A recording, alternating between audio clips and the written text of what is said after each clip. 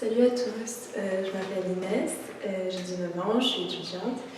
Bienvenue sur ma chaîne de reportage.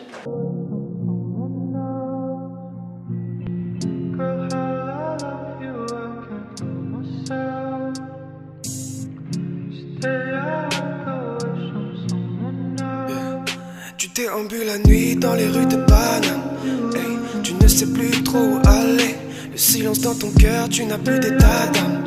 Babe, alors tu fumes pour oublier. Donc on commence cette chaîne avec une vidéo sur les sorcières et l'écoféminisme. Alors pourquoi ce sujet? Tout simplement parce que j'en ai beaucoup entendu parler des sorcières de par aujourd'hui les réseaux sociaux, et en fait ce qui m'a fascinée dans les sorcières, la place de la femme est assez importante. Et donc ce qui m'a fascinée, c'est que en fait c'est des personnes qui ont des convictions politiques comme le féminisme et qui gardent ces convictions même dans leurs croyances en général. Et donc c'est ça qui m'a donné envie d'en apprendre plus, de creuser qu'est-ce qu'une sorcière au XXIe siècle. J'ai réussi à interviewer 2 sorcières et vraiment des profils très différents. Et c'est ça qui m'a vraiment fascinée tout au long de ce reportage, c'est que en fait, le terme sorcière englobe beaucoup de profils et beaucoup de croyances. La première sorcière que j'ai interrogée s'appelle Andrea, elle a un compte Instagram qui s'appelle The Moon Diary. Ses croyances sont très liées à l'astrologie, à la cartomancie, au tarot. Et le deuxième profil que j'ai interrogé est très différent de cela, c'est lié à la philosophie luciférienne. Donc qu'est-ce que c'est?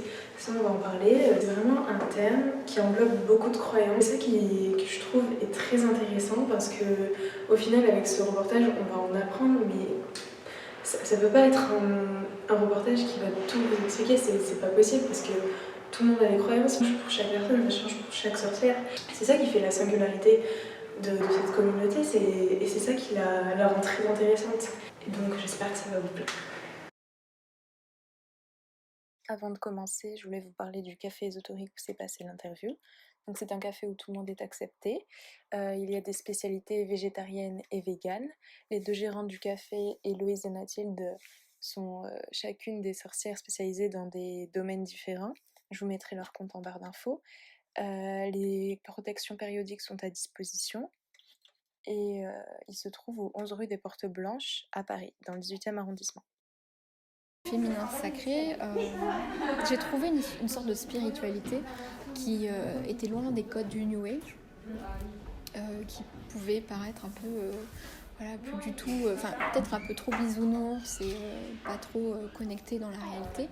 Et là, le côté un peu, on va récupérer un peu notre pouvoir, être fier d'être une femme,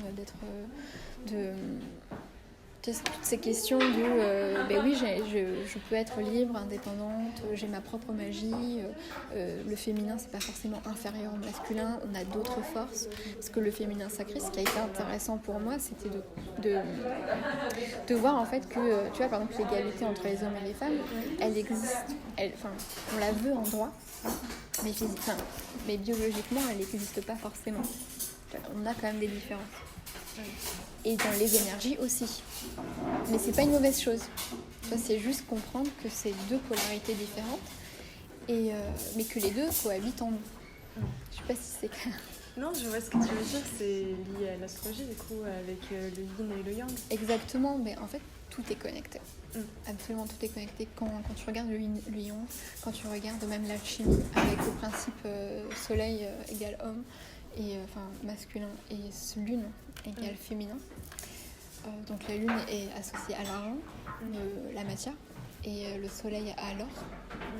Donc du coup on a vraiment toutes ces polarités qui cohabitent en toutes choses. C'est comme quand tu prends une pile, tu as le plus et le moins, tu vois. Et la pile, c'est une source d'énergie. Et en fait nous, c'est exactement la même chose. On est une pile, on est une source d'énergie, et on a une polarité dite négative et dite positive. Donc la négative, on l'associe au féminin, non pas dans le sens négatif mal, dans le sens que c'est passif, parce que c'est une énergie qui reçoit. C'est une énergie qui est dans l'introspection, qui est plutôt dans l'intériorité. Parce que la femme, en fait, le féminin, on l'associe un peu, même dans le sexe du féminin, tout se passe à l'intérieur. Ouais. Donc c'est pour ça qu'on a associé au féminin le côté intériorité. Et donc toutes les qualités aussi un peu plus, l'imagination, tout ce qui est connexion aussi au subtil.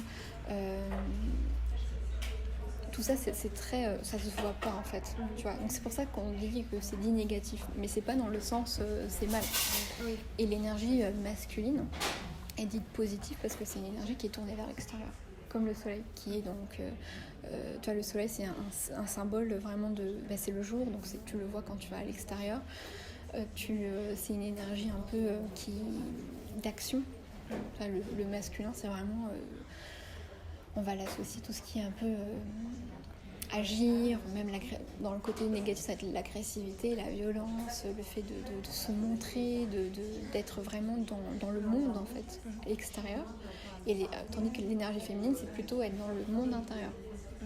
Et on a besoin des deux pour être équilibré, tu vois. Et c'est ce qui manque un petit peu, je pense, à mon sens, aujourd'hui au féminin sacré, où on met trop de côté le masculin sacré. Non. Et donc, toute cette quête un petit peu autour du féminin sacré et Instagram, en fait, il y a énormément maintenant de comptes sur Instagram qui parlent de ces sujets-là. Donner des points de référence. J'ai commencé à lire certains livres, le rôle de la femme, pourquoi aujourd'hui pourquoi le féminisme aussi, parce que forcément c'est extrêmement lié au féminin sacré, et on commence à raconter un petit peu de cette histoire-là, du fait que peut-être il semblerait qu'aux origines des temps, on était plutôt dans des sociétés matriarcales où Dieu serait en fait peut-être une femme, ou peut-être les deux, parce que dans la Bible par exemple on dit que Dieu a créé l'homme Adam et Ève à son image. Donc du coup ça veut dire que son image est peut-être androgyne finalement, parce que s'il avait créé Ève à son image, ça serait pas une femme si Dieu était un homme. Oui. Tu vois. Donc il y a toutes ces questions aussi des divinités, où à la base on chérissait beaucoup, on vénérait pas mal la terre en fait. La terre-mère, la terre créatrice, les femmes aussi, parce qu'elles avaient un rôle magique. Quand tu vois qu'une femme donnait naissance à la vie, quand on ne comprenait pas d'où ça venait, c'était tout simplement magique en fait. Je me disais forcément il y a un truc qui est arrivé en elle, et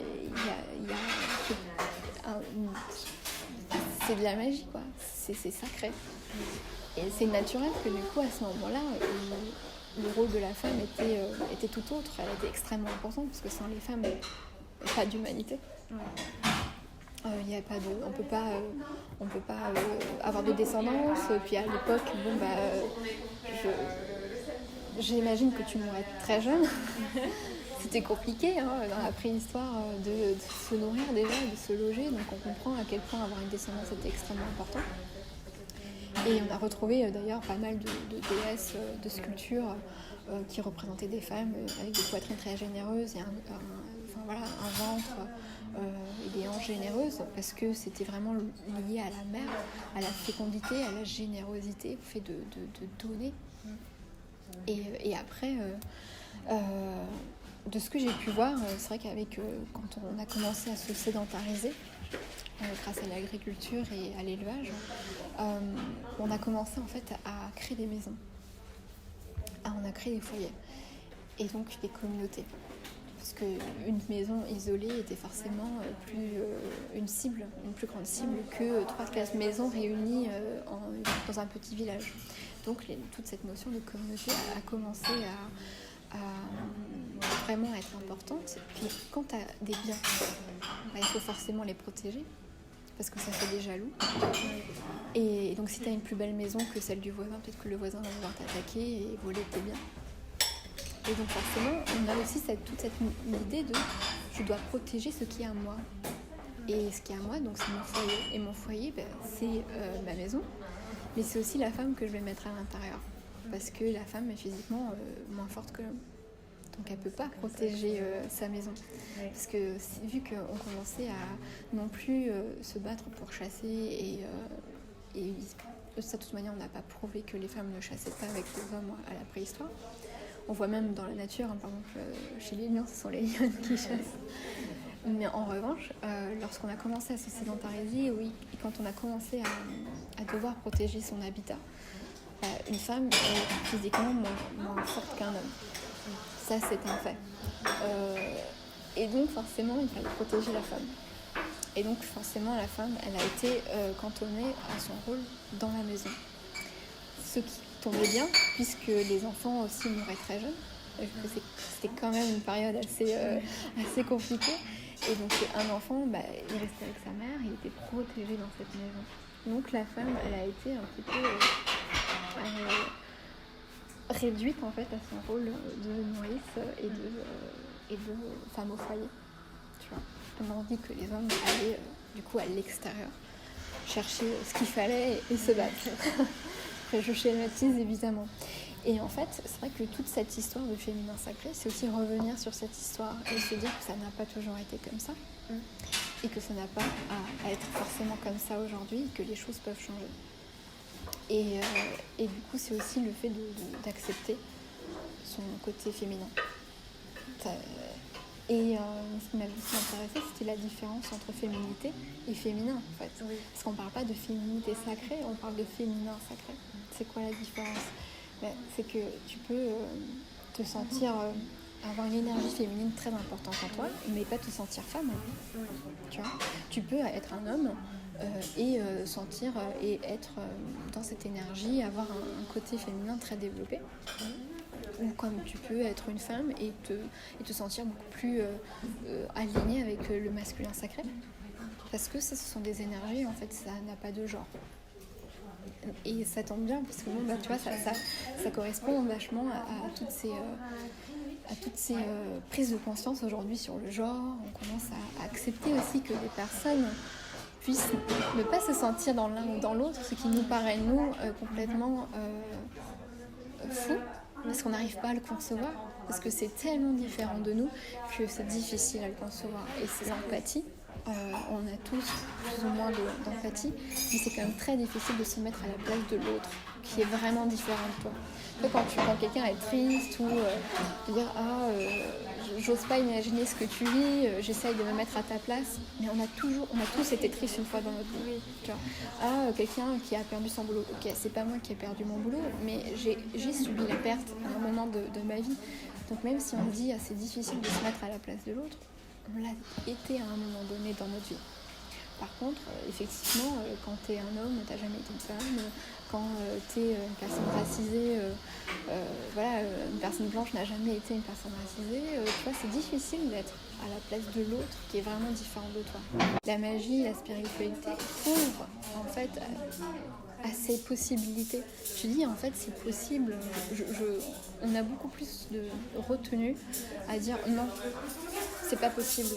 Tu vois, on n'est plus dans l'acceptation aussi des idées des autres, des façons de faire des autres, parce que même dans la sorcellerie, il n'y a pas une sorcière en fait, il y a plein de définitions de sorcière. Tout le monde, je pense qu'il y a quand même une certaine liberté dans cette définition-là, tant que tu es aligné avec et que tu es tranquille dans ta définition et que il n'y a pas de dogme en fait. Peut-être contrairement par exemple aux religions, celle que je connais, donc la religion chrétienne, on a un pape qui va rédiger les lois. Tu vois. Puis on a une Bible, un texte sacré avec plusieurs lois à l'intérieur, avec plusieurs façons de faire, tout est écrit. Donc on sait si tu es dans l'erreur ou pas. Après, tout est interprétation. Mais en sorcellerie, il n'y a pas ça. Il n'y a pas une personne, il n'y a pas Dumbledore. Il n'y a pas une personne qui va dire c'est bien ou c'est pas bien. L'individu en fait de créer leur propre religion, leur propre façon de voir le sacré. En tout cas, moi, c'est comme ça que je le vois. Et pour moi, être une sorcière aujourd'hui, c'est vraiment de vivre un quotidien sacré en étant consciente du monde dans lequel tu vis, du corps avec lequel tu vis, et en étant le plus aligné possible avec ton environnement, avec tes émotions, avec tes actions, tes pensées. Et c'est d'être vraiment consciente en fait de ce que tu fais et de comment tu vis. Dans la magie, dans la sorcellerie, tu dois aussi questionner ces traditions. Pourquoi on fait ça comme ça? Tu vois, pourquoi on va... donc, par exemple, dans le tarot, il y a énormément de préjugés. Même que ce soit chez les non-pratiquants qui trouvent que soit c'est du charlatanisme, soit c'est du satanisme, soit t'es juste dingue, tu vois. Ou enfin, c'est vrai qu'il y a... C'est, le tarot, c'est soit les gens n'y croient pas du tout et ils pensent que c'est juste des conneries, et parce qu'ils ne conçoivent pas que ça pourrait être vrai, et ils n'imaginent pas une seule seconde que des choses, qu'une autre réalité pourrait exister, ou soit ils en ont très peur. Moi, ça a été mon cas. Comme j'ai grandi dans une famille, comme je te disais, assez chrétienne, catholique, les esprits, tout ça, on y croit, le mauvais œil, on y croit, et le tarot, on y croyait, on y croit. Sauf que c'était un outil de sorcière. Et les sorcières, c'est pas gentil, hein, parce que dans la religion catholique, chrétienne, les sorcières, c'était plutôt... voilà, la religion a toujours pointé du doigt la sorcellerie. Pour quelle raison? Est-ce que c'est parce que c'était des femmes et que du coup la religion c'était le pendant de l'homme et que du coup les femmes ne pouvaient pas avoir un certain savoir? Parce que la sorcière c'est ça aussi, c'est une femme qui a beaucoup de savoir. Et le savoir c'est le pouvoir. La sagesse aussi, tu vois, le fait de savoir des choses, de pouvoir réfléchir, de pouvoir se questionner. La sorcière se questionne beaucoup. Le fait de pouvoir se guérir tout seul aussi, de ne pas dépendre du médecin. Parce qu'il faut se dire que oui, à l'époque, la médecine, c'était que pour les hommes aussi. Tu vois. Toute cette question sur le féminin sacré, en fait, les personnes qui sont dans cette sphère-là, elles utilisent beaucoup les oracles. Mais des oracles hyper roses, licornes, paillettes avec des anges, hyper poudrés, tu sais, un peu des doudou decks, des choses qui ne sont pas là pour te bousculer mais pour te rassurer davantage, pour te donner de la confiance, des jeux qui vont te faire du bien un peu au quotidien. C'est vraiment le but d'aller chercher du bien-être. Et on a pas mal de ce qu'on appelle les cartes d'affirmation. Donc en fait, tu tires en fait une carte par jour et ça donne un petit message, c'est un peu comme les petites citations qui te font un peu réfléchir, te dire voilà, cette journée est une journée sacrée, où aujourd'hui sois pleine de gratitude, où tu es l'univers entier, enfin plein de petites affirmations qui te font quand même du bien et qui font que tu as commencé ta journée avec plein d'ondes positives et du coup tu vas passer une bonne journée. Et je me dis, ah tiens, les cartes c'est ça aussi. Les cartes, ça peut être un support positif, ça peut être un support pour se faire du bien, pour se rassurer, pour avoir une guidance. C'était un terme que je ne connaissais absolument pas. Moi, je connaissais le tarot un peu comme tout le monde, mais plutôt le côté apprendre à voir l'avenir. Mais j'avais pas du tout cette notion de guidance. Cette notion que peut-être, à travers les cartes ou un autre support, tu peux recevoir des messages. Des messages qui vont t'aider à un moment donné pour prendre une décision, qui vont t'aider pour retrouver confiance en toi, pour comprendre une peur ou pour libérer un frein. Et donc ça m'a vachement rassurée en me disant en fait il y a peut-être quelque chose de positif dans tout ça et de pas malveillant. Je vais peut-être pas réveiller tout l'enfer si je commence à jouer avec les cartes, tu vois. Et donc je commence à regarder pas mal de vidéos sur YouTube. Ça c'est notre chance aussi aujourd'hui, on a accès à énormément de contenu et de plein d'horizons différents. Donc si t'es pas d'accord avec la philosophie d'une personne, t'arrêtes de la regarder et tu regardes une autre. Tu prends ce qui résonne en fait en toi. Et ça c'est important dans la sorcellerie, la magie, la spiritualité. Tu prends ce qui résonne en toi. Il n'y a pas de règles. Je pense vraiment l'important c'est de se trouver son chemin, de trouver qui tu es et tu es la seule juge en fait de ce que tu pratiques ou pas. La sorcière qui crée la magie, c'est pas l'inverse. En fait j'essaye de te citer Harry Potter, mais c'est la phrase quand tu dis avec la baguette, genre en mode c'est pas le sorcier qui choisit la baguette, c'est la baguette qui choisit son sorcier. Mais je pense qu'il y a quelque chose comme ça aussi avec le tarot, dans le sens où ce n'est que du carton, on est bien d'accord. Ce n'est que du carton et d'ailleurs je suis plutôt pour ne pas trop sacraliser l'objet. Surtout au début parce que en fait c'est hyper intimidant. Si tu commences à dire que le tarot réfléchit tout seul et qu'il y a peut-être un esprit qui vit à l'intérieur et qu'il faut surtout pas que quelqu'un d'autre le touche et qu'il faut surtout pas qu'on le voit et qu'il faut surtout pas etc. en fait c'est que des interdictions. Oui. Ce qu'on vit déjà au quotidien, tu vois. On n'est pas là dans la spiritualité, dans la magie, à se mettre encore des interdictions. Fais ci, fais ça, fais pas ci, fais pas ça, etc. Moi, je suis plutôt pour le fait de... Ben, libère-toi. Enfin, voilà, sois indépendante, libère-toi, réfléchis par toi-même, pose-toi des questions. Il faut que ça résonne pour toi. Du coup, quand j'ai regardé en fait une vidéo, il y avait un tarot qui s'appelait le tarot du funambule. Franchement, il m'a appelé. Je ne sais pas comment. J'ai senti une connexion. Je me suis dit, c'est mon jeu en fait. Déjà parce que dans l'illustration, il ressemblait pas du tout au tarot de Marseille. J'ai trop flippé pour prendre à Marseille. Il était avec de l'aquarelle, donc les dessins étaient vachement poétiques, tu vois. Déjà le tarot du funambule, c'est très poétique comme nom. Le dos était magnifique, c'était un dos un peu aquarelle, comme si c'était tu sais, les taches de rochage un peu dans psychologie, là où tu as les deux taches symétriques. Et du coup, tu peux un peu voir ce que tu veux. Donc ça m'a pensé aussi, comme j'aime beaucoup la psychologie, je me suis dit, tiens, c'est un dos qui est fait pour moi. Sur les côtés, c'était argenté. Moi, je voulais pas un tarot qui faisait trop tarot, tu vois. Je voulais un tarot qui me ressemblait, en fait, et qui ne m'intimidait pas, parce que sinon, j'allais pas l'utiliser. Et donc, j'ai acheté ce tarot. Je l'ai commandé sur internet. Il est arrivé chez moi. Et j'ai commencé, du coup, j'avais vu une vidéo pour comment tu commences en fait à tirer les cartes. Et elle proposait en fait une interview. Le fait de les cartes, familiarise-toi avec et commence à lui poser des questions. Comme si c'était une personne. Genre, c'est en gros qui tu es, c'est quoi ton énergie, comment tu me vois. Comment veux-tu te présenter, comment veux-tu qu'on travaille ensemble, quel cadeau vas-tu m'offrir, etc. À la question « Quel cadeau vas-tu m'offrir ?», c'était la deuxième question, je tire la carte du diable. Oula. Je devais faire une blague. Donc il ne voulait pas du tout toucher au tarot à cause de ça, parce qu'on m'avait tellement fait peur avec les esprits, le diable, etc. Non mais c'est pas possible. Elles avaient raison ou quoi ces gens-là quand elles me disaient que j'allais invoquer toute la légion dans ma maison. Franchement j'ai eu des sueurs froides. J'ai vraiment eu toute la colonne vertébrale qui s'est... J'ai même eu envie de le mettre de côté et de plus le toucher. Tu vois, genre, non, mais qu'est-ce que tu es en train de faire là, tu sais même pas du tout ce que tu es en train de faire et là, tu vas faire des conneries, tu vois. Et après, je me suis dit, non, attends, je vais poser une question. C'est quoi le cadeau que tu vas m'offrir ? Si c'est un cadeau, c'est forcément quelque chose de positif pour moi. Donc, s'il m'offre le diable, c'est pas quelque chose de méchant. Ça veut pas dire que je vais avoir le diable et qu'il va me posséder. Donc, s'il m'offre le diable en cadeau, ça veut dire quoi ? Ça veut dire qu'il va me libérer de mes peurs.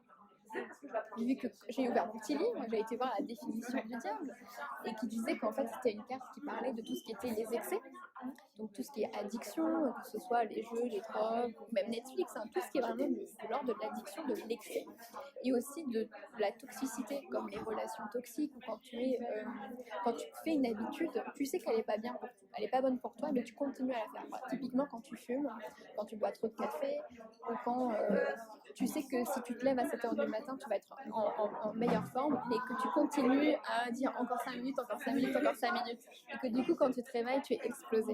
Et ça c'est le diable en fait. Toutes ces habitudes qui jouent pas en ta faveur. Et tout ce qui est lien toxique avec les gens qui sont là en train de te critiquer ou qui te rabaissent, ou des relations qui sont toujours dans un sens unique, des personnes, typiquement tous les pervers narcissiques, ou des personnes qui sont tout le temps, qui viennent te voir quand elles vont pas bien, et que quand toi tu vas pas bien, elles sont jamais disponibles pour toi. C'est aussi tout ce qui est des prisons un peu dorées. Tu vois, par exemple, quand tu es dans un boulot qui te satisfait plus, dans lequel tu n'es pas heureuse, mais tu restes parce que c'est sécurisant, c'est une zone de confort. Ben là, tu es dans le diable, en fait. Tu es dans une prison dorée. Et donc, en lisant cette définition, d'ailleurs, le bouquin de ce tarot est très bien pour commencer parce que il n'est pas dans ce côté il est très connecté finalement à notre vie moderne. Tu vois. Et c'est pas genre le diable va apparaître dans ta maison. Non, c'est vraiment très très contextualisé et très moderne comme vision. Et donc, ça permet de créer des liens dans ta vie. Parce que forcément, enfin, le tarot c'est quelque chose de, ça a plusieurs siècles. On ne sait pas trop depuis quand ça existe, le 15e siècle, avant, depuis l'Égypte antique ou pas. Mais la vie, elle a évolué en fait. Donc, les significations des cartes ont forcément évolué et aujourd'hui, il faut qu'on se l'approprie. Et c'est aussi vrai, par exemple, dans tout ce qui est tradition Wicca ou la sorcellerie. Avant, les sorcières, elles devaient cultiver leur propre jardin pour avoir leurs herbes. Elles devaient fabriquer leurs baguettes. Elles devaient fabriquer leurs grimoires. Parce qu'il n'y avait aucune boutique qui proposait ça, en fait.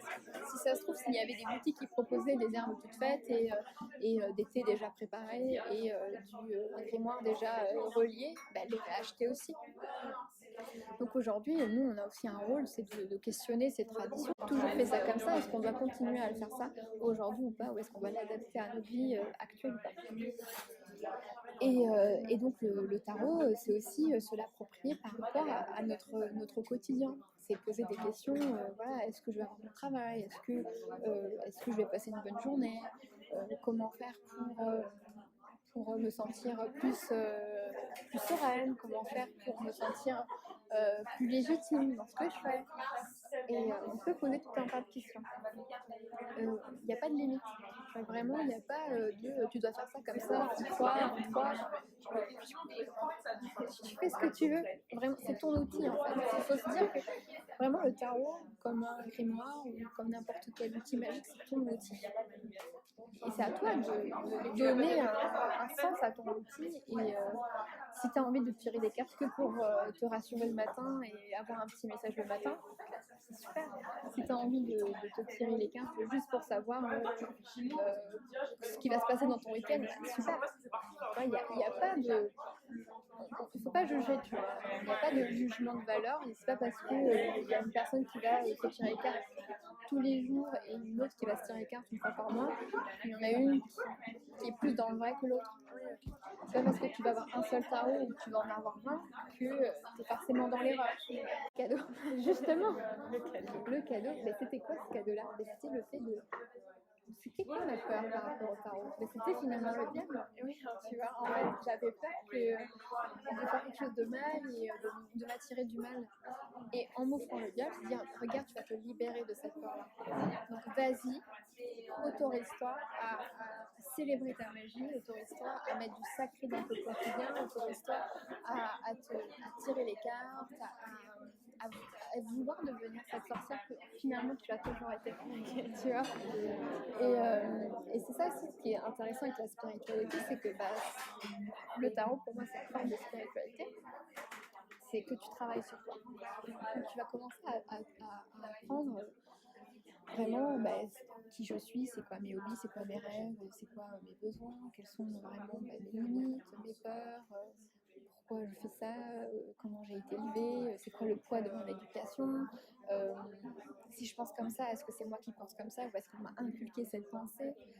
Tu vois, c'est vraiment déconstruire en fait tous ces mécanismes de pensée, un peu comme la PNL d'ailleurs. Tout est connecté en toute manière. Du coup, la PNL, c'est la programmation neurolinguistique où en fait on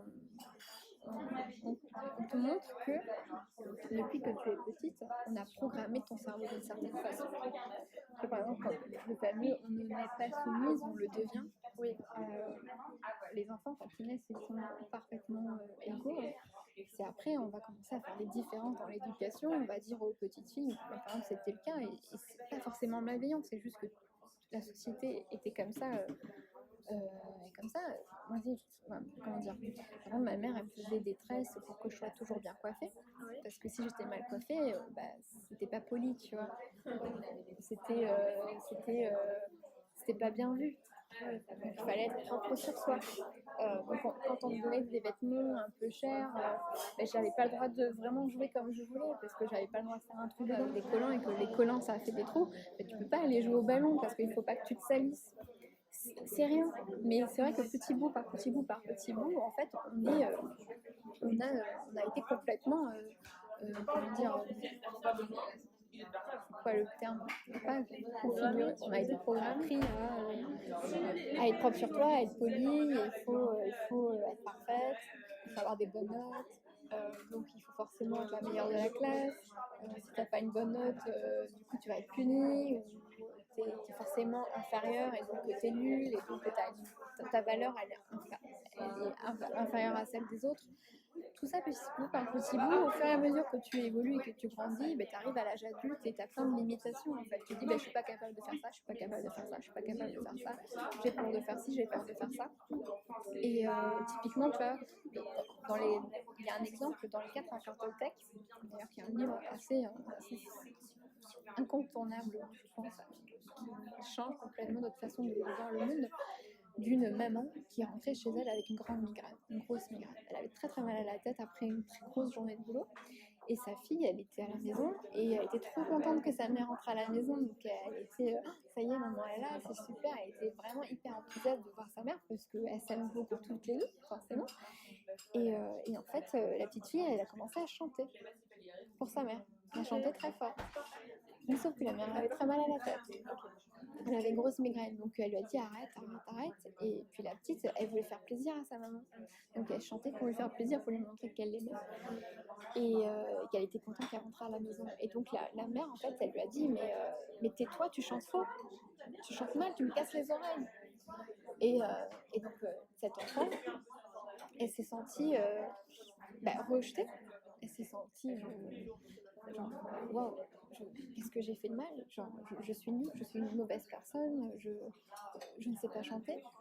Et elle s'est interdite de chanter toute sa vie, parce qu'on lui a dit qu'elle chantait mal à un moment donné. Et quand elle était adulte, du coup elle disait non, je sais pas chanter. Ça crée des traumatismes. Ça crée des petits trucs, des petits traumatismes comme ça, ou comme quand quelqu'un se dit tout le temps j'oublie tout. Quand tu passes toute ta vie à dire que tu oublies tout, forcément tu vas tout oublier. Ou quand tu dis mais je suis nulle, l'image que tu renvoies aux autres, c'est quelqu'un de nul. Ou quand quelqu'un n'arrête pas de se rabaisser en disant je suis stupide, je lis pas assez de livres, j'ai pas regardé assez de films, elle n'arrête pas de se rabaisser encore et encore. Les autres en fait se calquent sur son comportement et ils vont la rabaisser aussi. Tu vois, de toute manière, toi t'as pas lu assez de livres, etc. Elle n'est pas responsable de l'action des autres, mais elle est quand même responsable de ce qu'elle dit, tu vois. Et si toi-même tu t'usilles, tu donnes un peu le bâton pour te faire battre, tu vois.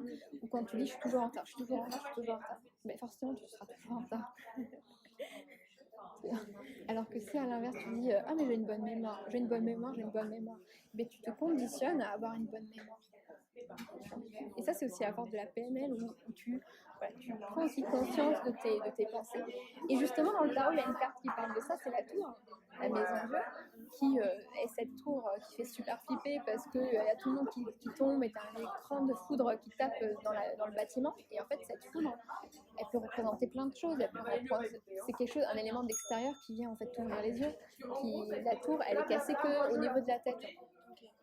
Donc, et non pas les bases. Ça veut dire que même si tout ton monde s'effondre, c'est ton monde dans ta tête. C'est pas le monde dans lequel tu vis. Tu vois, par exemple, c'est aussi se dire quand il y a même, je pense que c'est un peu fort, mais quand tu as une personne qui est décédée dans ton entourage, dire ma pauvre et tout, machin, je suis pas morte moi. Tu vois, le problème il est pas en moi, c'est l'autre qui est mort. Après, moi je dois gérer mon deuil. Mais j'ai pas de problème. Je suis pas morte. Je continue à vivre. J'ai encore plein d'opportunités, j'ai encore plein de. Tu as encore la chance de vivre. Tu dois gérer ton deuil. Et les cartes, la magie, la sorcellerie, c'est des supports pour t'aider à gérer tout ça, en fait, à gérer ton quotidien. C'est ça, quand je parlais que la sorcière, finalement, c'est une personne qui vivait dans un quotidien qui était sacré, c'est redonner de la valeur aux choses. Par exemple, quand un petit rituel que tu peux faire très facilement le matin, c'est quand tu prends ton café, ton thé, ton chocolat, tu tournes par exemple 3 fois dans les sens des aiguilles du montre ta cuillère en posant une intention. Tu vois, en buvant ce chocolat, je reçois toute la chaleur et je vais m'aimer très fort, peu importe. Et donc, en buvant ce chocolat, tu as toute cette chaleur qui vient t'envahir et tu te conditionnes en fait à t'aimer aujourd'hui. Tu vois.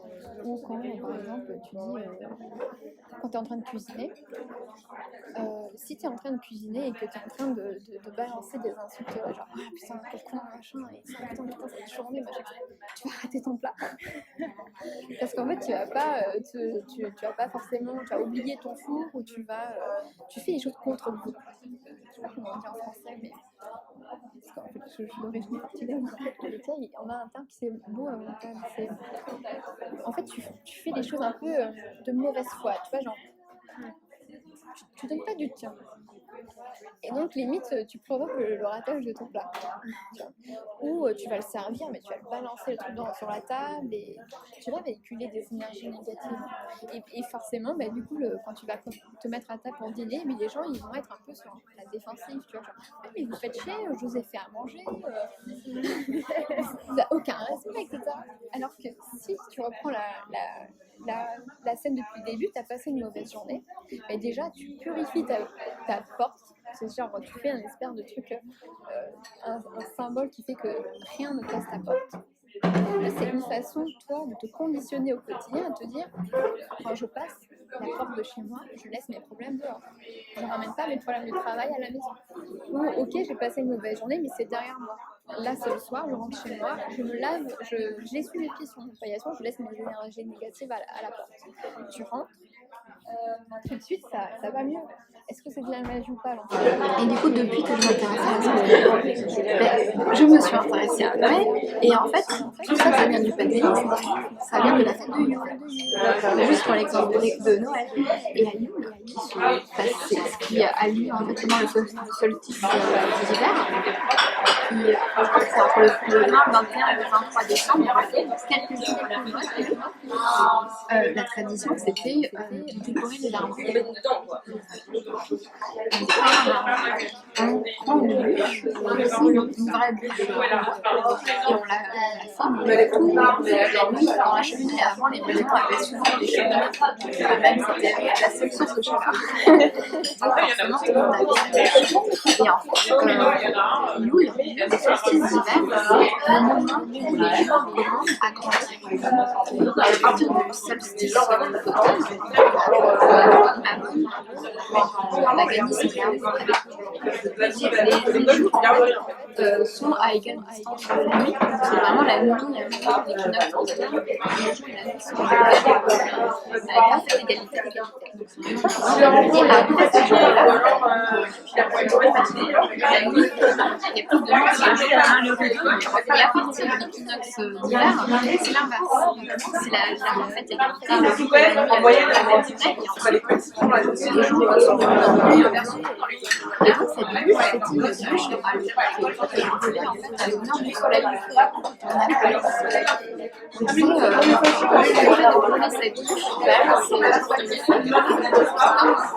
On se préparait un petit peu à accueillir le jour où on commence à accueillir cette énergie de la chaleur, l'énergie du soleil, tout ce qui est aussi très dans la vie, parce qu'il faut aussi se mettre dans le contexte de l'époque.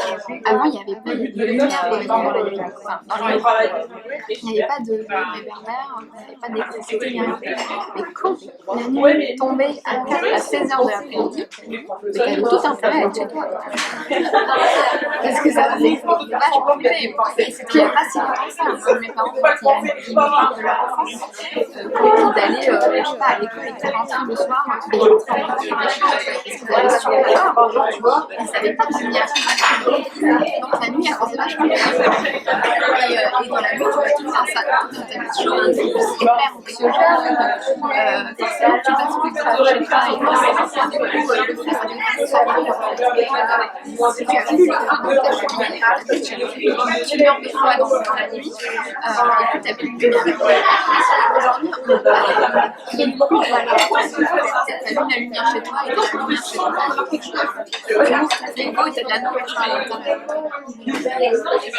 Et donc, les couleurs de nuit, c'était le vert et le rouge. Noël, c'est quand même traditionnellement le vert et le rouge. Suite à quoi cette tradition individuelle, tu commences à faire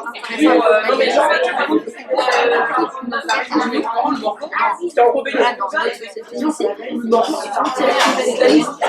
y a des équivalents. Et quand tu regardes un peu l'histoire, c'est logique parce que quand on passe d'habitude, c'est quand l'Empire romain envahit l'Europe, les personnes du peuple chrétien. Sauf que les gens étaient tous chrétiens à ce moment-là. Surtout dans l'Angleterre, et donc que les personnes se convertissent sans manière de ça fait un peu plus de bonne volonté, ça pratiquer les rites, t'as envie de pratiquer. En fait, on a fait une sorte de mixité des cultures et on a mélangé tout ça et tous les sessions qu'on avait fait. Et donc, même notre propre religion, elle vient de rien. Et ça, on a oublié, c'est pas vrai. Et donc, en fait, aujourd'hui,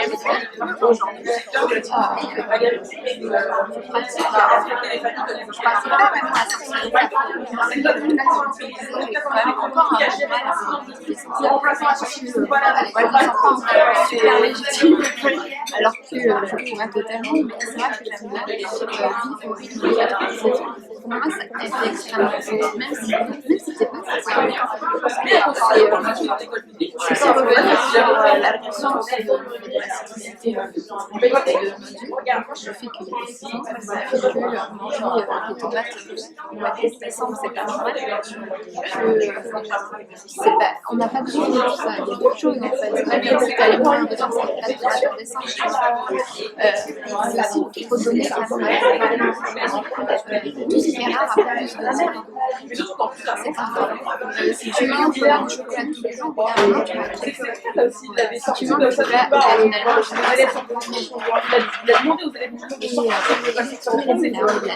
le savais que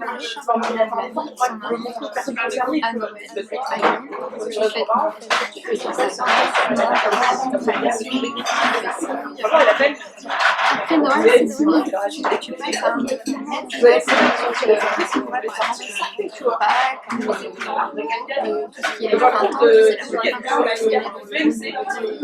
tout ce qui est printemps, tu vas plus vers l'extérieur, tu vas acheter des fleurs pour les mettre à l'heure, l'été, c'est l'occasion d'aller voir la mer, tu vas, enfin, c'est libre aussi, c'est un peu et encore moins dans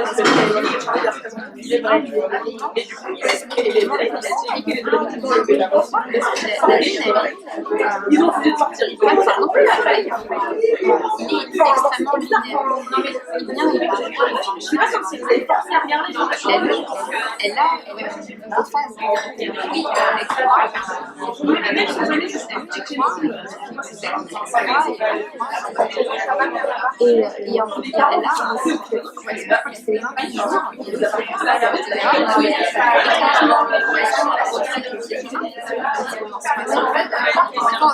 La nature est quand même. Et en fait, tout ça,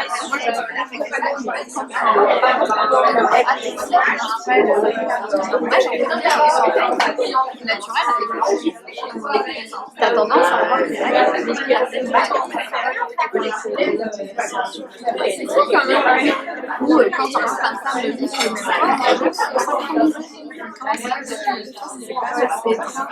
et en fait, avec la lune, ce qui est génial, et encore une fois, même si tu n'y crois pas, c'est pas La lune, elle te donne 2 rendez-vous dans le mois.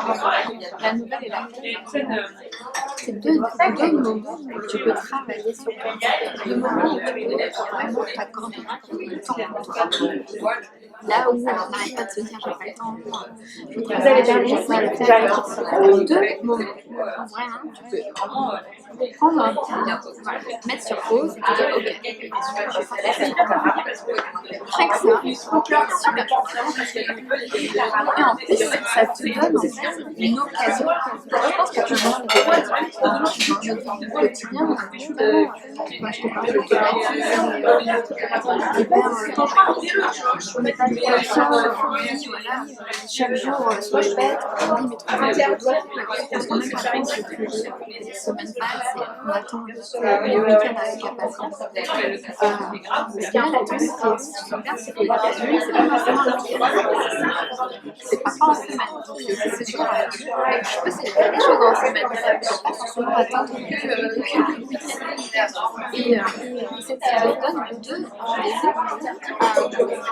occasions. Enfin, de commandes personnelles. Tu n'as pas vraiment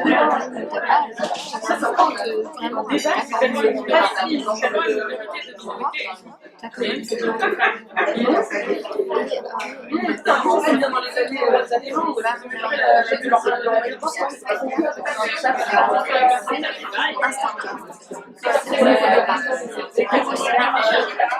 là, tu dis, ok, qu'est-ce que j'ai fait de mal jusqu'à maintenant, c'est dans le passé, tu balayes tout, tu tires un trait, ce qui est passé, c'est passé.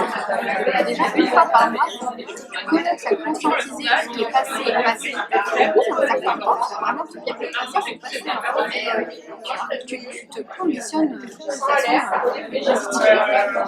Et après, tu dis, ok, je vais écrire mes jeux. C'est déjà un acte logique. Poser des intentions, la magie, c'est que intention. Si tu dis que tu veux incarner une petite de sa cause, il sera ça. Tu vas lui expliquer ça. Et les vœux, c'est pareil. Le fait d'écrire ses vœux, c'est assez magique. Dans l'acte en lui-même, je souhaite ça. C'est comme même dans la culture. Elle a fait le vœu dans l'histoire avec l'Aladin, c'est quelque chose de très magique. Attention à ce que c'est et le fait de soit par mois, déjà tu vas faire une évolution. Est-ce que tu souhaites que ce soit la même chose? Est-ce que ce que tu as souhaité le mois dernier a toujours du sens pour toi? C'est là que le mois dernier tu as souhaité, je sais pas, faire un truc et tu dis finalement c'est-à-dire que tu fais évoluer tes besoins. Alors que parfois on dit j'ai pas ça. Et avec la pub de cette consommation, on est hyper sollicité. Et là tu dis ok, je veux un nouvel iPhone. Et puis au bout d'un moment, tu vas regarder ça, tu vas est-ce que je peux vraiment ce nouvel iPhone? On a l'occasion de réfléchir sur tes envies et donc tes dépenses. Est-ce que tu as envie? Est-ce que ça va te faire satisfaire? Est-ce que tu es déçu de ne pas l'avoir? Quand tu écris 10 fois, perdre 5 kilos. Ça fait 5 fois que tu as écrit que 25 kilos. Tu arrives là, tu n'as toujours pas perdu 5 kilos. Comment tu te dis, est-ce que tu dis c'est la fin du mois? Ou est-ce que finalement, j'ai plus de pas si mal vécu ces 5 derniers mois? Est-ce que ces 5 kilos sont si importants? Est-ce que c'est pas plus important de nous sentir éventuellement dans le futur? Et si tu as écrit, tu peux sentir de l'enfant. Ça permet aussi de changer un petit peu de façon de considérer nos besoins, etc. D'ailleurs, c'est bien de l'écrire, il faut très m'inscrire, par exemple, même encore une fois, mais ce qu'on dit, c'est qu'en fait, on ne prend pas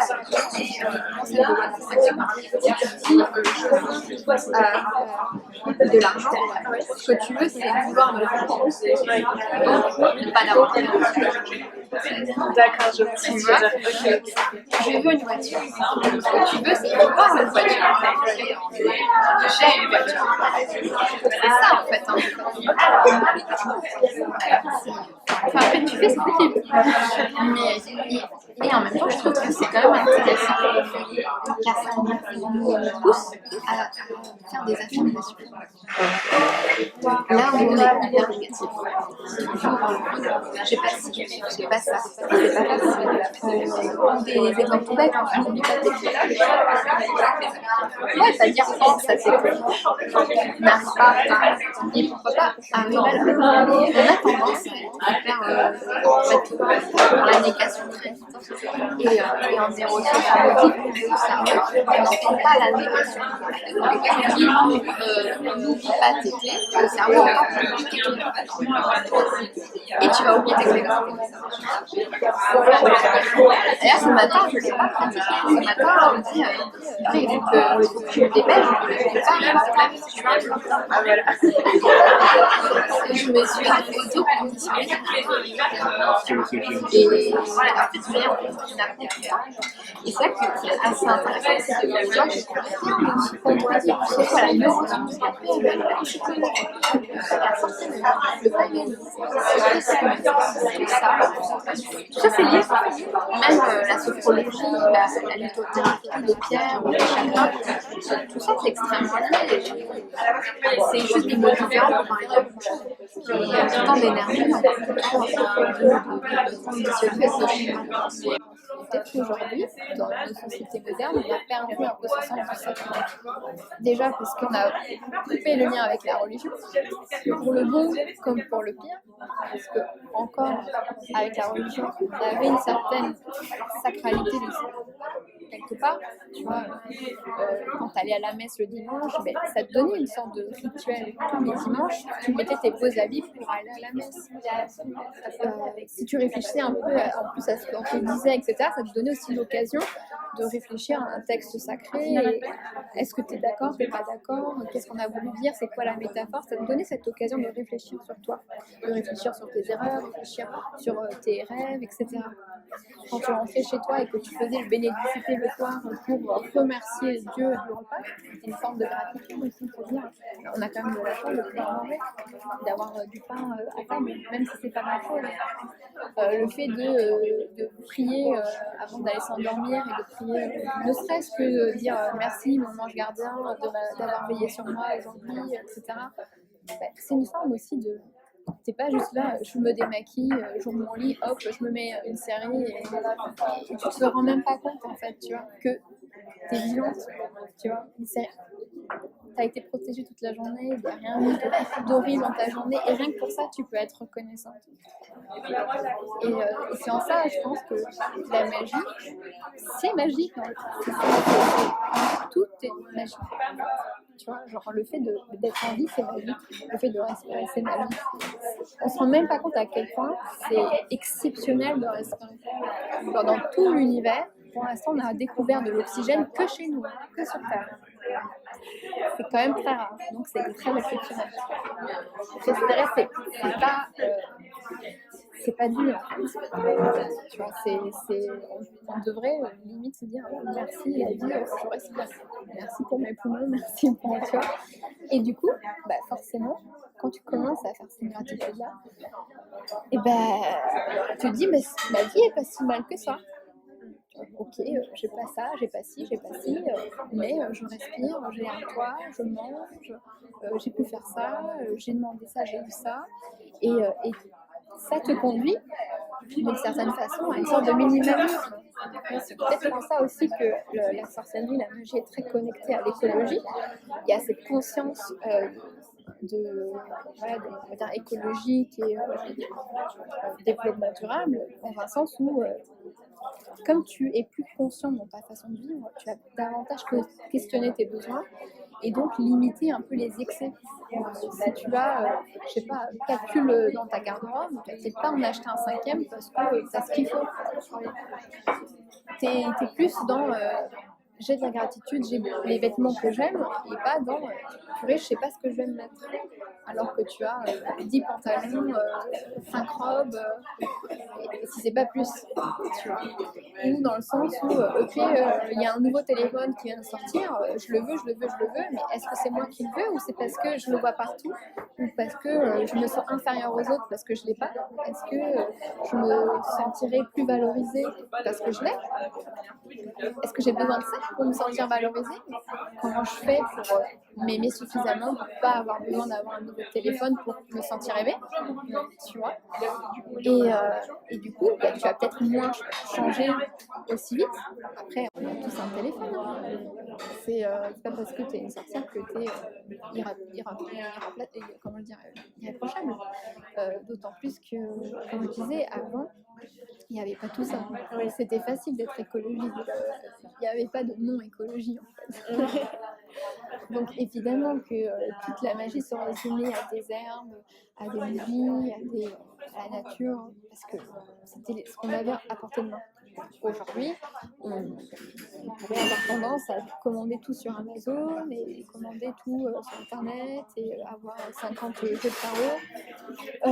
Au lieu de prendre les épices qu'on a dans notre cuisine, on va aller acheter exprès des épices dans une marque avec un beau packaging, genre épices pour sort, machin, etc. Avec un beau logo, une belle. Au lieu d'acheter ça, je sais pas, 2 euros, ton truc, tu vas peut-être payer 10 euros parce qu'il y a un beau flacon et un beau packaging. Bah, après, voilà, chacun est maître de soi. Le tout, je pense, c'est d'être aligné avec ce que tu fais. Mais je pense qu'effectivement, à un moment donné, tu arrives à te questionner là-dessus. Hein, comme les pierres, est-ce que c'est bien d'en avoir plein chez soi? Est-ce que j'ai besoin d'avoir toutes ces pierres-là? Est-ce qu'en fait, en avoir 2, 3, ça ne suffit pas que je puisse pratiquer ma magie au quotidien, comme l'encens? C'est aussi se dire d'où ça vient l'encens, qui c'est qui la fabrique? Est-ce que c'est bon pour moi? Est-ce que, comme la fumigation, par exemple la sauge, on purifie les appartements, enfin son intérieur avec la sauge. Avant, cette sauge a été utilisée en extérieur, tu vois. Donc c'était approprié dans le contexte. En plus, ça vient aussi d'une autre culture. Est-ce que c'est bien ou pas, quand on est en France, de commander de la sauge sur Amazon, de la sauge qui vient de l'autre bout du monde, parce qu'on a vu plein de gens le faire sur Instagram. Tu vois, c'est aussi se questionner pourquoi tu fais ça. Pourquoi tu fais? Est-ce que c'est parce que c'est à la mode? Parce qu'en plus la magie, la spiritualité devient à la mode. Ça devient de plus en plus mainstream.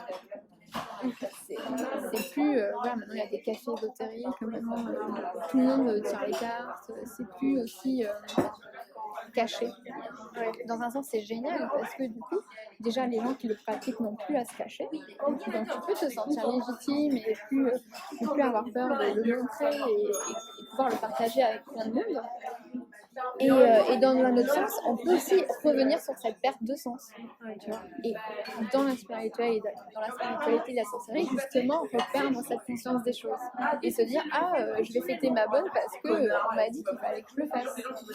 Ou je vais allumer une bougie blanche parce qu'on m'a dit qu'il fallait que j'allume une bougie blanche. Je coupe mon tarot avec la main gauche parce qu'on m'a dit qu'il fallait que je le coupe avec la main gauche. Revenir aux bases, tu vas se dire pourquoi je fais ça. Est-ce que ça a un sens avec ma pratique? Et c'est à partir de là, petit à petit, forcément, tu vas commencer à dire, ok, si tu veux purifier ta maison, tu as plein d'outils en fait. Tu n'es pas obligé d'acheter ta sauge au bout du monde. Déjà, on a de la sauge en Europe. Donc, tu peux commencer à utiliser de la sauge européenne et pas de la sauge californienne, par exemple.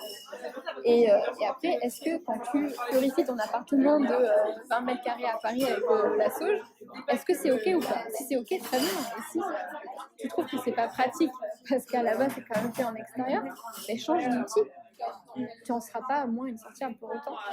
Tu peux purifier ton espace avec le son, tu peux le purifier avec tes intentions, tu peux le purifier avec de l'eau, tu peux le purifier avec même du romarin ou du thym par exemple. Nous on a plein d'herbes de Provence. Tu prends une branche de thym que tu as acheté dans ton épicerie et tu l'as fait, tu purifies ta maison avec. Et c'est ok, tu vois. C'est pas parce que c'est pas glamour, c'est ça aussi, hein, c'est le côté très esthétique. On veut faire des belles choses. On va acheter acheter un beau livre, on va acheter un beau jeu, des belles fioles pour prendre de belles photos. Si tu es aligné avec ça, c'est ok, il n'y a pas de souci. Mais si tu le fais juste que ce soit joli et pour trouver la validation des autres, est-ce que tu es aligné avec ta pratique ou pas? Et là, il faut se poser des questions. Si pour toi, un livre, un cahier à 5 € est ton livre des ombres, il est sacré. Et tu n'as pas besoin d'acheter un livre à 400 € dans lequel tu vas avoir peur de faire des prévenus dedans parce qu'il est très cher. Donc voilà, c'est aussi ça, c'est pour ça que quand je parle de la sorcellerie, c'est vivre son quotidien de façon consciente et sacrée, c'est parce que ce sont des petits choix en fait au quotidien. Et la magie, elle est absolument partout. Quand tu te réveilles le matin, tu peux faire des gratitudes. Merci pour le rêve profond, merci pour la nuit, j'ai dormi, le sommeil réparateur. C'est donner une intention à la boisson que tu vas boire. C'est aussi, par exemple, même jeter un sort à tes vêtements. Les vêtements, c'est un objet qui va te protéger à l'extérieur. Si tu vas te protéger des ondes négatives, du mauvais œil ou peu importe, pourquoi pas mettre cette intention dans tes vêtements. Dire voilà, quand je porte ce manteau, je suis protégée, je me sens bien. Et bien quand tu as porté ce manteau, il y a un truc qui va faire que tu vas te sentir mieux. C'est comme le fameux porte-bonheur. Tu te conditionnes que quand tu portes ce truc, ça va le faire. Et on l'a tous, ça. Tu sais, tout le monde dira ah non, la sorcellerie, mais tout le monde est superstitieux d'une façon ou d'une autre. Tu sais, les gens qui, par exemple, pour un entretien, vont porter une tenue préférée. Parce que dans cette tenue, ils se sentent bien. Ils ont donné un pouvoir à cette tenue. Ils ont invoqué quelque chose, ils ont sacralisé cette tenue dans cette intention de se sentir bien avec, plus chanceux avec. Quand tu vas passer des examens, tu vas prendre un stylo plutôt qu'un autre. Pourtant, un stylo, c'est un stylo. Hein. Et ce stylo-là, tu sais pas pourquoi, mais quand tu l'as, tu réussis. Et tu te conditionnes à réussir. Tu n'arrives pas du coup devant ta feuille en disant je vais avoir, je vais avoir une mauvaise note, ça sert à rien que j'essaie, je suis nulle. Non, tu arrives, tu dis j'ai mon stylo porte-bonheur, je vais réussir. Tout de suite, tu vois, tu te mets dans un conditionnement différent.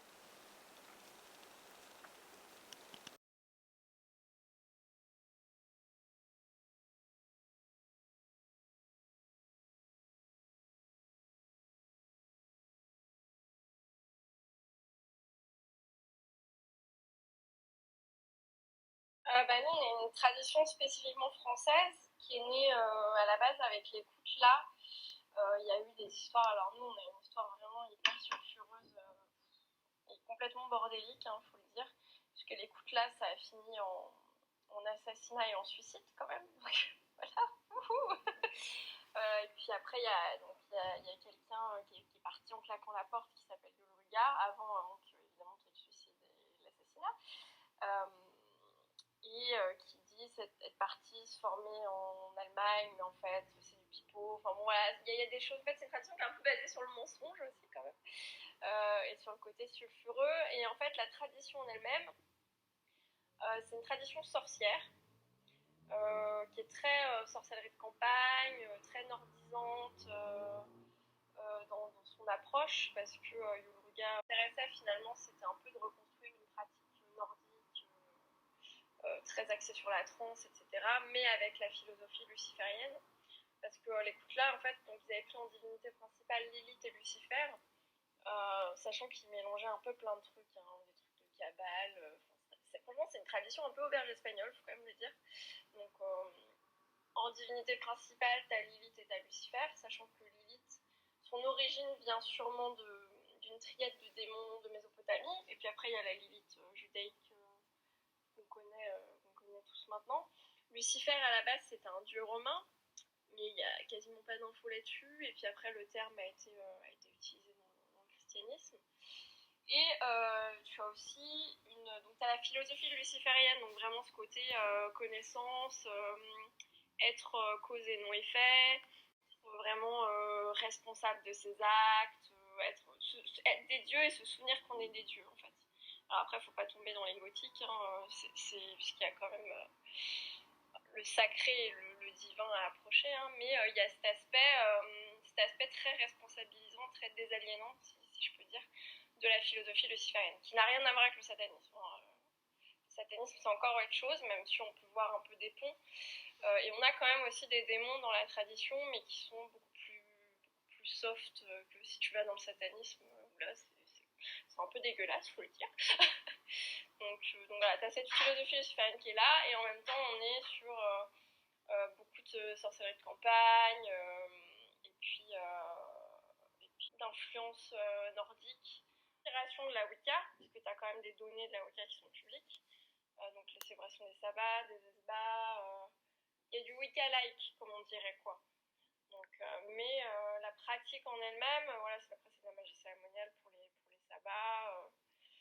Et puis, contrairement à la Wicca, on peut pratiquer seul. On a un rapport à la clientèle aussi, par exemple, on est très sur le côté porter-remède. Donc, il y a beaucoup de gens dans la tradition qui ont des clients et qui offrent contre-paiement, pour le coup, des services sorciers qu'il n'y a pas forcément dans la Wicca. Donc voilà. Après, évidemment, je suis sous serment, donc je ne peux pas en dire beaucoup plus. Lucifer, c'est vraiment le porteur de connaissances, le porteur de lumière, quoi. C'est lui qui apporte la connaissance aux hommes, tu vois, pour justement ne pas être ce petit être soumis et qui n'a aucun libre arbitre, aucun esprit critique, et qui obéit aveuglément à un dieu tout-puissant qui veut juste le laisser dans son ignorance, finalement, tu vois, on peut voir ça comme ça aussi. Donc c'est non, j'apporte la lumière et la connaissance aux humains, et ensuite ils ont des compétences et ils sont libres de leurs choix, libres de leurs actes, et ils peuvent penser par eux-mêmes, c'est un peu ça, quoi. Déjà, il y a des éléments magiques dans toutes les religions, même si tu regardes la Bible, je veux dire les miracles, alors après, je ne suis pas calée en mythologie chrétienne, hein, mais je veux dire, les certaines réalisations, que ce soit Jésus, Moïse ou d'autres personnages, c'est purement magique. Après, on dirait que c'est pas de la magie qui est donnée au premier clampin venu, on va dire. Mais et effectivement, dans les rites religieux aussi, bah, on est sur de la magie finalement, parce que effectivement, comme l'a dit la personne qui t'a parlé, effectivement, c'est un acte magique. Tu prends un baptême, le baptême c'est une forme d'exorcisme et une protection aussi, donc enfin voilà. Il y a aussi des exorcismes en règle générale. Bon, moins maintenant, mais il y a encore quand même des prêtres exorcistes. Et puis au-delà de ça, t'as aussi... Chaque religion a sa branche magique, si puis-je dire. Donc t'as la Kabbale,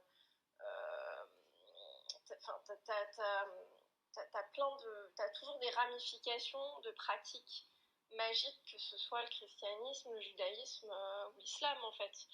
Et si tu regardes par exemple les sorciers de campagne, ils utilisent le système chrétien en fait. Ça va être des prières aussi, c'est clairement chrétien, parce que bah, ils ont baigné dans cette culture-là, et voilà. Donc c'est pas étranger, même maintenant quand tu regardes le houdou qui est très très à la mode, qui a un syncrétisme entre la magie européenne, le vaudou, la magie amérindienne, et que sais-je encore, parce que pareil je suis pas spécialiste, bah, ils vont travailler avec des saints, avec des figures populaires aussi, donc bon, en tout cas ça baigne dans le système chrétien. Ils bénissent le sel. Oui et non. Parce que les traditions sorcières en règle générale initiatiques, elles s'enseignent automatiquement au sein d'un cercle, d'une loge, d'un coven. Donc nous c'est un coven. Donc tu ne peux pas être de la Wicca, ça me fait chier de dire Wicca luciférienne du coup, parce que bon, c'est resté, mais c'est pas juste de dire ça, on va dire la sorcellerie luciférienne française. T'es obligé pour pratiquer la sorcellerie luciférienne française, fondée par Yul Ruga et puis Anubis et Naïma, il faut que tu ailles dans un coven, il faut que tu sois initié, donc tu as un rituel d'initiation qui te présente du coup aux forces et qui fait que parce que l'initiation c'est quelque chose de social aussi. C'est-à-dire que tu as l'aspect, l'initiation c'est quelque chose qui change ta vie, puisque donc, tout ça c'est valable dans toutes les pratiques, que ce soit le chamanisme ou la Wicca ou ce que tu veux, c'est que c'est une mort pour une renaissance, et donc tu renais en tant qu'être spirituel. Je je raccourcis, mais bon, en gros, c'est ça. Et tu es présenté au groupe parce que anthropologiquement, l'initiation, c'est aussi quelque chose de social où tu es intégré dans une communauté, au sein d'une communauté. Donc forcément, c'est lié au groupe et donc une tradition sorcière initiatique. Et là, c'est valable pour la Wicca aussi. Tu es forcément initié au travers d'un rituel et présenté à la communauté, présenté aux forces, aux dieux pour la Wicca.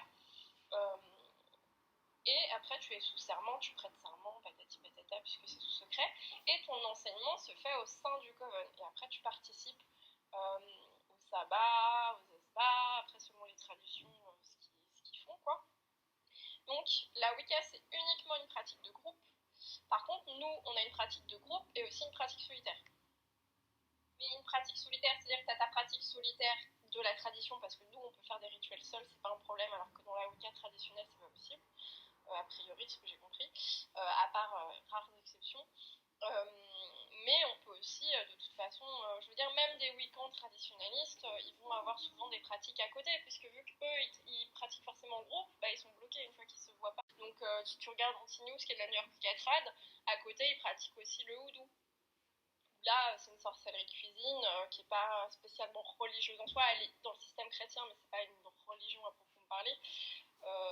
Pour justement pouvoir pratiquer aussi à côté. Et puis voilà, chacun va avoir sa pratique qui est hors tradition, peut avoir son culte religieux hors tradition, mais tu es forcément, l'enseignement se reçoit forcément au coven et tu es forcément initié en fait. Donc voilà. Comme tout le monde, je suis tombée sur Scott Cunningham et donc je me suis dit, ah, Wicca égale culte de la nature, comme tout le monde. Hein. De toute façon, si on n'a pas la bonne info, on ne peut pas le deviner. Et en fait, du coup, bah, moi, je suis allée là-dedans pour ça, pour cet aspect néo-païen, de polythéisme, de rapport à la nature, du cycle de la nature, etc. Bon, alors en partie, oui, c'est vrai, parce que la fertilité, forcément, amène à la nature, mais c'est un culte de la fertilité et pas de la nature. Même s'il y a un lien, forcément, puisque le cycle de la nature représente la fertilité, hein, la vie, la mort, la naissance, etc. Tout tourne autour de ça, finalement. Et en fait, ce qu'il faut comprendre pour la Wicca, et ça j'en parle dans les articles, cela dit, c'est que la Wicca, par exemple, elle n'est pas orthodoxique, elle est orthopraxique. Donc, c'est-à-dire que les gens, si pour eux, derrière le divin, en fait, c'est un égrégore, ou c'est un bisounours, c'est une licorne, ou que sais-je, j'en sais rien, on s'en fout. Les gens croient ce qu'ils veulent, ils interprètent comme ils veulent. Si c'est du concept à la Jung, ou si au contraire, pour eux, c'est vraiment Dieu, machin, etc., grand bien leur face. Par contre, ce qui est vraiment important, et là, ce qu'il faut respecter, c'est la manière de pratiquer, donc les pratiques justes. Donc les rituels sont transmis de génération en génération, la manière de faire le cercle est transmise de génération en génération, et le livre des ombres est le même. En tout cas, il y a un corps commun, même s'il a pu y avoir des rajouts entre-temps, etc. Mais tu auras toujours le même livre des ombres. Même nous, c'est pareil, ce sera le même livre des ombres qu'à l'époque d'Animis et Naïma. Donc l'orthopraxie, c'est la pratique juste, donc c'est la manière de faire le rituel, c'est le rituel que tu fais, tu respectes le verbe, tu respectes le nombre, tu respectes... Tout doit être fait de la même façon, en fait. Voilà. Et l'orthodoxie, là, c'est la croyance juste. Donc, par exemple, les chrétiens, ils vont être dans l'orthodoxie, puisqu'ils croient tous en la même chose. Il faut que ce soit... tu crois en ça, patati patata. Dans la Wicca traditionnelle, il n'y a pas du tout. Et nous, vu qu'on n'est pas dans un système religieux, en fait, ça ne nous concerne pas, mais on est dans l'orthopraxie, par contre. Il faut qu'on fasse comme c'est écrit et comme il faut le faire, et c'est tout. Sinon, ça marche pas, parce que l'égrégore, en fait, là, c'est en termes d'égrégore aussi. C'est que si tu ne fais pas comme il faut, tu n'actives pas... c'est les clés de voûte de l'égrégore, en fait. Donc sinon ça marche pas, tout simplement. Alors le livre des ombres, c'est spécifique à la Wicca pour le coup. Donc c'est en gros le grimoire de la tradition. Donc tu vas avoir tous les rituels dedans, la manière de faire le cercle, les rituels de la tradition, les rituels d'initiation, etc. Et en fait c'est le même qui se transmet. Donc c'est ce qu'on appelle le livre des ombres, et a priori de ce que j'ai compris, il faudrait demander à des Gardneriens pour être sûr, je pense. C'est un terme que Gardner, le fondateur de la Wicca dans les années 50, a emprunté à l'hindouisme, ou je sais plus, parce qu'il a pas mal voyagé, etc. par rapport à son boulot. Et c'est tiré de là-bas. Donc voilà, parce que bon, c'est un syncrétisme la Wicca, hein, donc c'est un joyeux melting pot, on va dire. Donc voilà, en gros c'est ça. Et donc toute la tradition a le même niveau des ombres et tu le transmets aux générations futures. En fait, disons que c'est valable pour tous les paganismes finalement parce qu'on n'était pas du tout sur le même paradigme de culture, de croyance, de mœurs, etc. Vraiment, ça n'avait rien à voir, quoi. Et donc, ouais, dans la mythologie nordique, enfin dans comment dire, la religion nordique, la manière de voir des Nordiques était vraiment quelque chose qui nous paraîtrait impensable aujourd'hui, par exemple. Parce qu'en fait, eux, disons que c'était pas une religion dévotionnelle, mais ils vivaient la religion dans le quotidien. C'est-à-dire que eux, ils partaient du principe que le sacré, ils étaient dépositaires du sacré, et que du coup, tout tournait autour du destin aussi. Enfin bon, voilà, c'est un peu complexe à résumer comme ça en 2 minutes. Ils devaient donc honorer leur destin, honorer le sacré et se comporter en conséquence. Et c'est-à-dire que si par exemple quelqu'un, comment dire, pas bafouait, mais intentait ce sacré en eux, je sais pas, au travers d'une agression, d'une attaque, d'une trahison, j'en sais rien, ça peut être tout n'importe quoi.